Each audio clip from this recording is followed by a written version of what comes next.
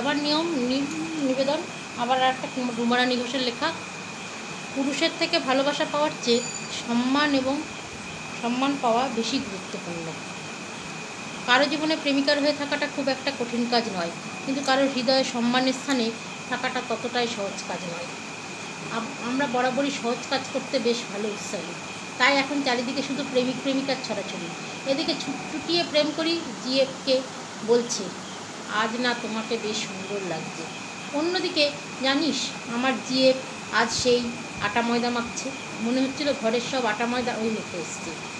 এখানে সম্পর্ক আছে ঠিকই, কিন্তু সম্মান কি আদৌ? মেয়েদের জীবনে সম্মানটা হচ্ছে মাছের জীবনে পানি থাকার মতো। মাছ যেমন পানি ছাড়া বাঁচতে পারে না, ঠিক তেমন সম্মান ছাড়াও একটি মেয়ের পক্ষে বাঁচা সম্ভব নয়। প্রেমিকা হয়ে কারো জীবনে আমরা সারা জীবন বাঁচতে পারি না, একটা না একটা সময় সেই স্থান ভেঙে চুরে একাকার হয়ে যায়। কিন্তু কারোর হৃদয় একবার যদি সম্মানের স্থান অর্জন করতে পারি, তবে সেই স্থানে আমৃত্যু অবস্থান করি। তাই কারোর কাছ থেকে ভালোবাসা পাওয়ার থেকে সম্মান পাওয়াটা জীবনে অনেক বেশি জরুরি।